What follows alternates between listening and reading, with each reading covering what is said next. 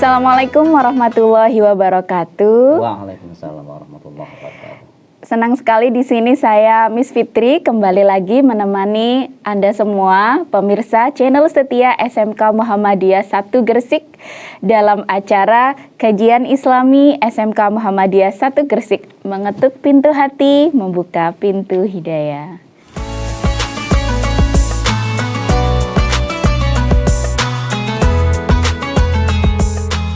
Baik pemirsa semua, di episode pertama ini senang sekali di sini kita sudah bersama narasumber kita. Beliau adalah Dr. Andes Haji Suhali MPDI, Ketua Pimpinan Cabang Muhammadiyah Bunga. Kita sapa dulu Ustadznya. Assalamualaikum Ustadz. Waalaikumsalam Ustazah. Alhamdulillah. Gimana puasanya Ustadz? Lancar? Alhamdulillah, puasa tahun ini Allah memberikan suasana yang cukup menyenangkan, sejuk, jadi tidak panas dan sebagainya. Ini sebuah karunia yang luar biasa. Alhamdulillah. Ya. Ini kegiatannya masih dakwah dan ngimami atau gimana Ustadz ini? Itu tentu ya, sudah tiap malam ya ngimami taraweh. Kalau jelang puasa ada kajian sore dan sebagainya. Insya Allah masih tetap. Ya, semoga tetap sehat. Amin. Agar bisa terus berjuang untuk agamanya Allah seperti itu Ustaz. Semoga terus istiqomah. Amin. Ya, baik Ustadz, langsung saja untuk tema kita pada hari ini di episode pertama, yakni cara menjadi remaja Islami di era teknologi. Nah, ini tuh sesuai sekali Ustadz, terutama untuk siswa-siswi SMK Muhammadiyah 1 Gresik atau mungkin para penonton setia channel SMK Muhammadiyah 1 Gresik. Di mana Ustadz sekarang itu para remaja itu tontonannya itu sudah sangat luas Ustadz ya.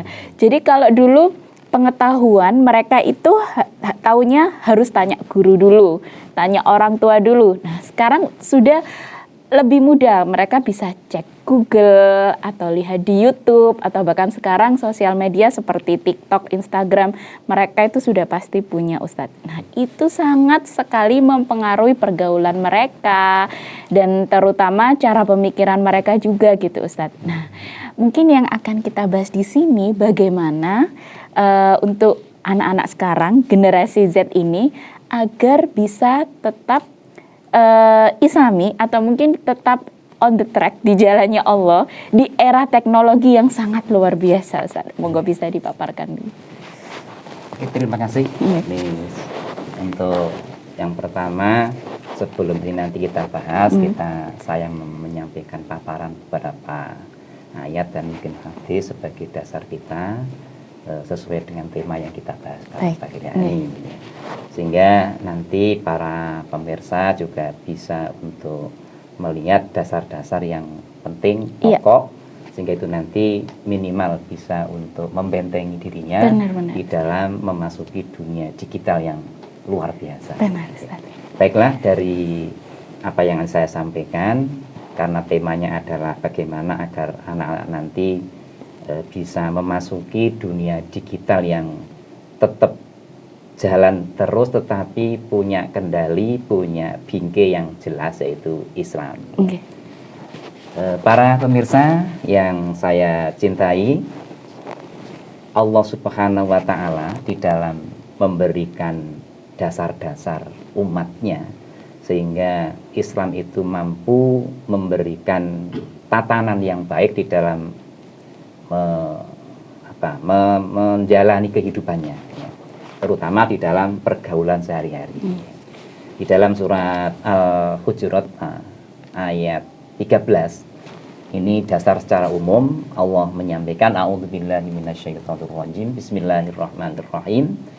Ya ayyuhan nasu inna khalaqnakum min dzakarin wa untha wa ja'alnakum syu'uban wa qabaila lita'arafu. Hai orang-orang atau hai para manusia, sesungguhnya kami menciptakan kalian semua dari jenis laki-laki dan perempuan, dan kami menciptakan, membuat kalian semua agar bersuku-suku di dalam penciptaannya. Jadi banyak suku, sehingga dengan banyak suku itu harapannya lita'arufu, biar bisa saling mengenal, saling berta'aruf. Ini sebagai tujuan secara global, secara umum. Sehingga penciptaan manusia yang diciptakan oleh Allah berbagai macam suku, berbagai macam agama, ras dan sebagainya, ini terjadi sebuah komunikasi yang baik, yaitu dengan cara lita'arufu. Kemudian juga ada ayat yang lain, itu Allah menyampaikan, ya ayyuhan nasuttaqu rabbakumul ladzi khalaqakum min nafsin wahidah.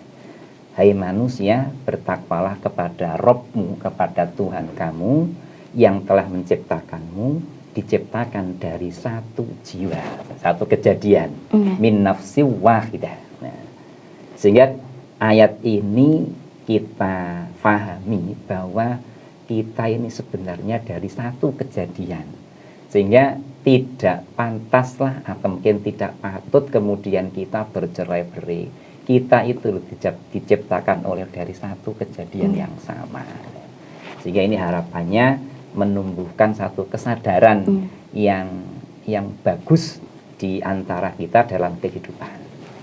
Kemudian masih dalam Al-Quran, Allah itu juga memberikan garis-garis, sehingga garis-garis itu memberikan pedoman bagi manusia agar di dalam kehidupan sehari-hari itu juga tertata, tidak melenceng, sehingga ketika hidup itu tertata maka itu akan semakin harmonis.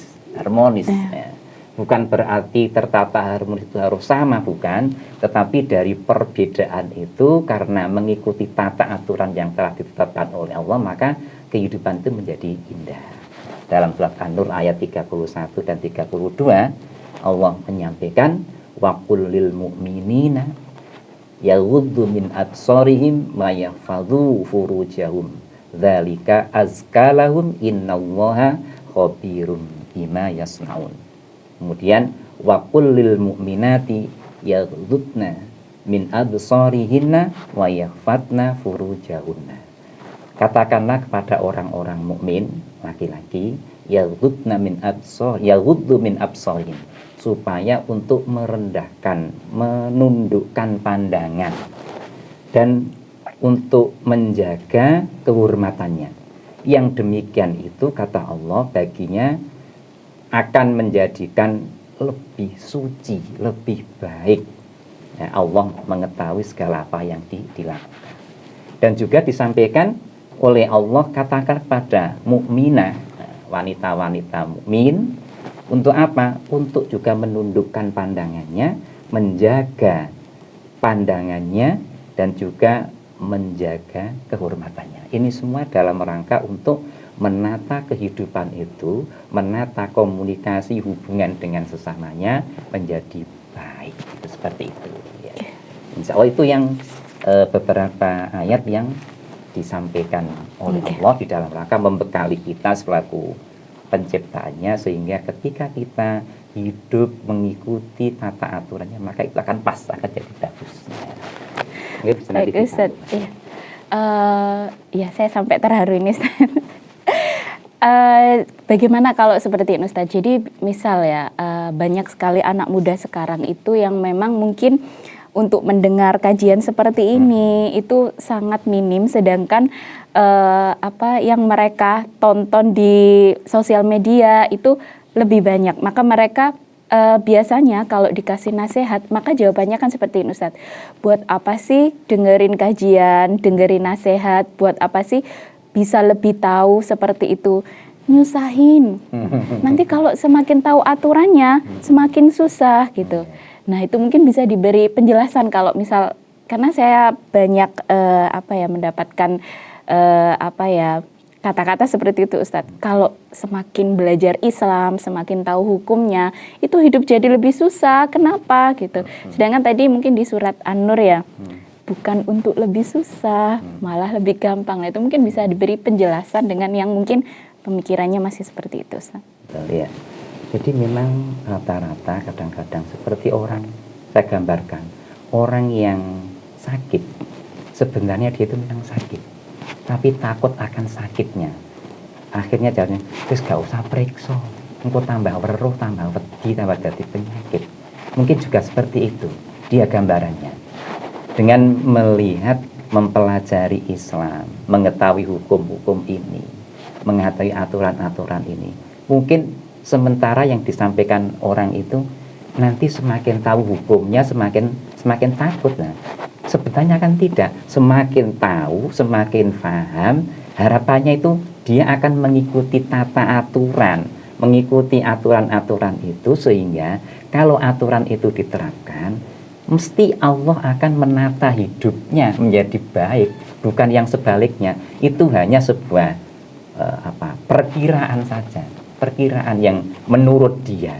Padahal Allah tidak seperti itu. Semakin aturan Allah itu ditaati, semakin aturan Allah itu diikuti, maka Allah mesti akan mengarahkan jalan itu jalan yang benar dan membahagiakan. Seperti itu. Kalau ada pandangan seperti itu, pandangan yang salah, karena memang itu hanya pendapat dia. Itu mungkin dibisiki oleh setan. Ya tentu ada yang miring, ada yang bisik. Jadi tadi Ustadz sudah menjelaskan jika aturan Allah itu diikuti pasti akan semakin mudah, semakin bahagia. Nah sekarang kebalikannya Ustadz, mungkin agar mereka juga jadinya takut gitu ya. Kalau misal tidak dituruti, aturan Allah dilanggar dan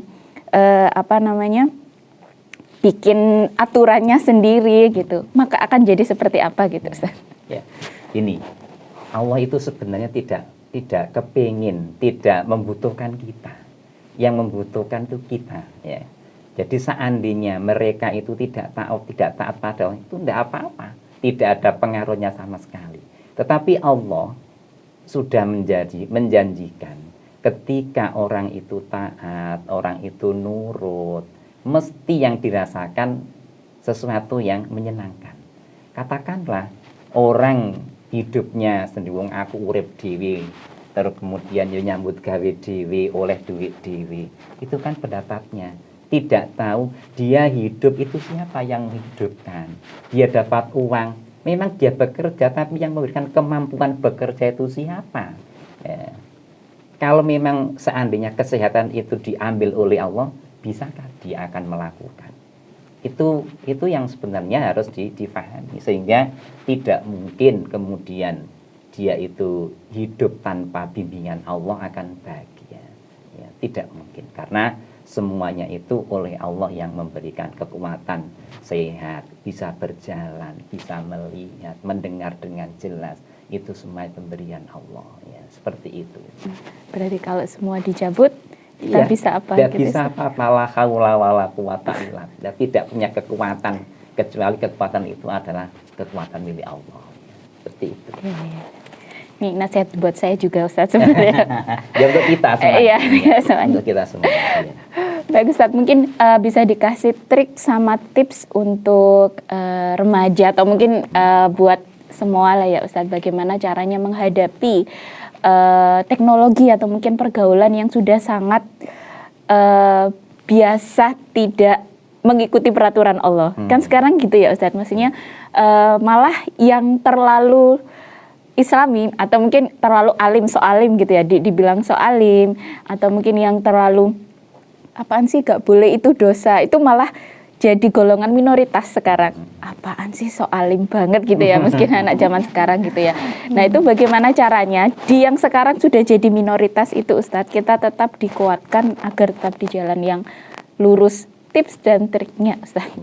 Insya Allah, kalau kita berbicara tentang minoritas, memang Islam itu awalnya minoritas, kemudian akan datang juga sebagai minoritas karena memang ditinggal oleh mereka, ya.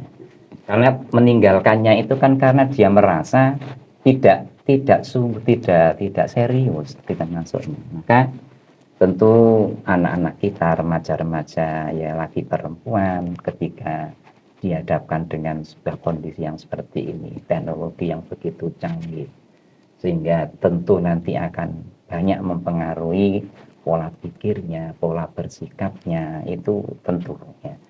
Maka banyak hal-hal yang apa ya yang kita rasakan dan mungkin menjadi tantangan bagi kita semuanya dengan adanya di kehidupan di era digital ini. Yang pertama adalah bahwa memang teknologi itu tidak bisa kita hindari, siapapun tidak bisa ya. Satu sisi memang itu kita butuhkan, tapi sisi yang lain ada nilai positif dan juga negatifnya banyak. Dan apalagi bagi anak-anak kita, bagi masyarakat kita yang hanya sekedar tahu teknologi kemudian tidak memiliki kendali yang kuat, dalam arti keislamannya tidak kuat, akidahnya tidak kuat, maka teknologi itu nanti akan menjadi bumerang bagi dirinya. Karena apa? Dia hanya terus mengikuti apa yang dilihat itu, tanpa ada kemampuan untuk menfilter apa yang dilihat. Karena sekarang itu kita tidak minta itu sudah muncul sendiri, tidak minta itu sudah muncul. Kalau yang di apa kita lihat kemudian kita tahu oh, itu tidak benar, tidak boleh diikuti, ya itu aman. Tapi bagi yang orang itu tidak punya kendali yang mampu untuk membedakan ini tidak boleh, ini boleh, ya langsung diikuti dan mungkin juga akan mewarnai kehidupannya, itu mesti. Kemudian sebagai dampak negatif dari media sosial itu tentu tadi yang perlu kita kuatkan adalah akidah kita. Akidah yang kita miliki, maka akidah itu wajib ditanamkan mulai sejak dini. Karena sekuat apapun, sekuat tantangan itu semakin kuat, kalau akidah yang kita miliki maka insya Allah tidak mudah terombang-ambing. Karena memang akidah itu sebagai pondasi. Ya, angin sebesar apapun, kemudian kalau pondasi kita akarnya itu kuat, insya Allah ya aman-aman saja tetap. Kemudian faktor keluarga. Faktor keluarga ini juga sangat menentukan agar keluarga itu bisa memantau, bisa memberikan pendampingan kepada anak-anaknya, remaja-remajanya, sehingga bisa memberikan edukasi kepada anak-anaknya bahwa teknologi itu memang dibutuhkan. Tetapi hal-hal yang muncul di dalamnya, terutama yang negatif itu, orang tua punya peran yang luar biasa untuk bisa memberikan pemahaman, nah ini jangan diikuti. Nah, tapi kalau yang lain boleh, ini untuk menambah wawasan keilmuan kamu, ini bisa menambah kekreatifan kamu dan sebagainya, tapi untuk yang ini tidak usah diikuti. Nah, ini faktor keluarga. Dan keluarga itu kan juga harus tahu, juga harus pinter, ya. Harus pinter, harus mampu untuk paling tidak ngerti tentang teknologi. Bagi orang tua yang tidak tahu, ini yang berbahaya. Jadi orang tua yang tidak punya kapasitas untuk tahu, seperti saya sendiri pun juga ya lemah dibanding dengan anak-anak saya, akan lebih pinter anak-anak saya. Sehingga dengan demikian kadang-kadang orang tua juga tidak bisa tahu ketok bahasa Jawanya, kelihatannya di rumah saja, di dalam kamar, tetapi di situ melakukan sebuah interaksi, ya, interaksi dengan siapapun tidak tahu. Sehingga orang tua itu ketika ditanya tetangganya, mungkin diomong tetangganya, anakmu itu loh pinter, gak tahu metu no omah wae. Oh iya no omah terus, gak tahu ketemu konco-konco, gak tahu. Padahal orang tua itu tidak tahu apa yang dilakukan oleh anaknya di dalam kamar. Maka yang tidak boleh kita lewatkan dalam rangka untuk menghadapi teknologi yang semakin canggih ini, yang utama adalah penguatan akidah, penguatan nilai-nilai keislaman, dan juga faktor orang tua sebagai figur yang ada di rumah untuk memberikan teladan yang baik bagi anak-anaknya. Insya Allah itu. Ya, baik. Kalau untuk gurunya, Ustaz, ini kebetulan kita di sekolah ya, yang kebetulan kalau guru itu mungkin bisa 1 minggu 2 kali bertemu gitu ya. Saya pribadi mungkin Ustaz, kan saya mengajar bahasa Inggris ya. Kadang itu juga saya tidak fokus sama bahasa Inggrisnya. Kalau mungkin habis ada case apa gitu, ya sedikit banyak juga menasehati juga gitu. Nah, kadang itu Ustadz, ya ngapunten, kadang sebagai guru itu kayak, aduh kan sudah dikasih tahu gini A, B, C, D, kok masih gini aja sih? Nah gitu. Agar semakin sabar mungkin ya Ustadz untuk mendidik atau bagaimana tips untuk para gurunya ini Ustadz? Ya, guru itu memang juga menjadi faktor penentu juga ketika kita di sekolah. Ya. Tapi memang kapasitasnya juga tidak seperti orang tua ya, karena memang keterbatasan pertemuan, keterbatasan jam. Tetapi guru ini juga bisa menjadi idola anak-anak kita. Selama guru itu memang kebetulan bisa dijadikan idola oleh anak-anak kita. Untuk itu karena guru ini sebagai orang tua di sekolah, maka apapun yang terjadi guru itu harus berupaya bagaimana agar saya selaku guru ini paling tidak omongan yang kita sampaikan itu diikuti, paling tidak juga didengarkan oleh anak-anak kita. Sehingga guru itu juga membutuhkan satu kemampuan tersendiri, di samping sabar, telaten, dan juga mau mendengar anak-anak kita. Juga tahu, artinya memang kita tahu apa sih yang dikeluhkan anak-anak kita. Mungkin dengan cara itu juga anak-anak merasa diperhatikan. Nah, ketika anak-anak kita diperhatikan, maka dia pun akan nurut dengan gurunya. Nah, kadang banyak anak-anak di sekolah itu sebetulnya kita sudah berupaya baik, tapi menurut dia belum sesuai dengan harapan.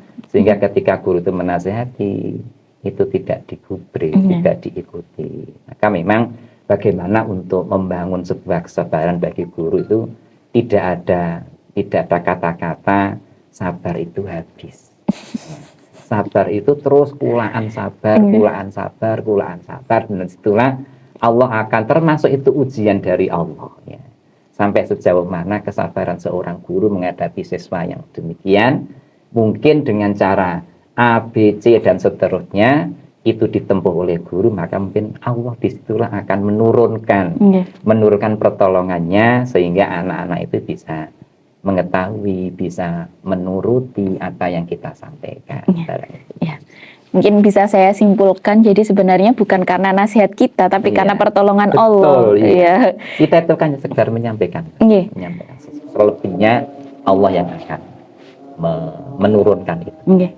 Jadi karena kesabaran gurunya dalam menasehati, Allah turunkan hidayah atau pertolongan kepada siswanya, seperti itu nggih Ustaz? Baik Ustaz, untuk closing statementnya Ustaz sekarang ya, jadi sebagai penutupnya untuk pemirsa setia channel SMK Muhammadiyah dan juga untuk siswa-siswi kita Ustaz.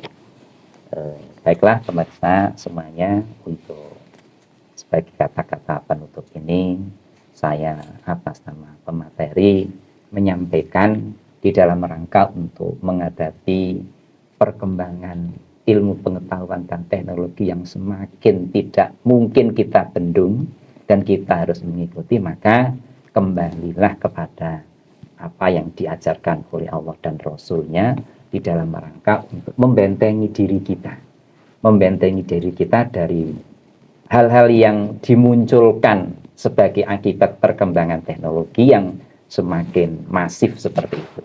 Sehingga memang kita harus hati-hati betul, membekali diri kita akidah yang kuat. Tadi sudah saya sampaikan, akidah ini sebagai penentu utama. Akidah yang benar, akidah yang selalu menjadikan kendali di dalam diri kita. Insya Allah sebesar apapun pengaruh atau mungkin yang muncul baik itu negatif terutama, maka kita punya filter yang kuat sehingga yang negatif itu bisa kita minimalisir. Jadi kalau yang namanya manusia itu tetap punya sifat-sifat syaitoniyah juga punya, tapi sifat itu bisa kita minimalkan selama kita punya pengendali yang kuat seperti itu. Semoga apa yang saya sampaikan ini punya manfaat bagi kita, bagi kita sendiri, bagi pemirsa, baik di semuanya saja. Nggih, nggih. Semoga ini bisa bermanfaat. Amin ya rabbal alamin. Jadi ini tuh sebenarnya sudah lengkap sekali Ustadz, untuk siswa bisa diambil pelajaran, untuk orang tua di rumah, dan juga untuk bapak ibu juga. Ya, semoga. Jangan sampai kesabarannya habis. Iya. Jadi nggak ada batasnya sabarnya, agar kita Pulaan mendapatkan terus. iya, agar kita mendapatkan pertolongan dan murid-murid kita mendapatkan hidayah dari kesabaran kita, seperti itu. Baik, itu tadi pemaparan yang menurut saya sangat menarik sekali untuk disimak bagi semua kalangan ya, Bapak Ibu semua juga bisa, Bapak Ibu guru dan juga para siswa-siswi yang ada di rumah. Baik, terima kasih pemirsa setia channel SMK Muhammadiyah 1 Gresik sudah setia selama 4 tahun ini dengan beberapa episode untuk menyimak kajian kita ya, dan alhamdulillah semoga bisa bermanfaat ya. Dan untuk episode pertama di Ramadan tahun ini sepertinya sudah cukup dan semoga bermanfaat. Amin. Ya, akan kami tutup dengan kajian Islami SMK Muhammadiyah 1 Gresik, mengetuk pintu hati, membuka pintu hidayah. Terima kasih, saya Miss Fitri. Assalamualaikum warahmatullahi wabarakatuh. Waalaikumsalam.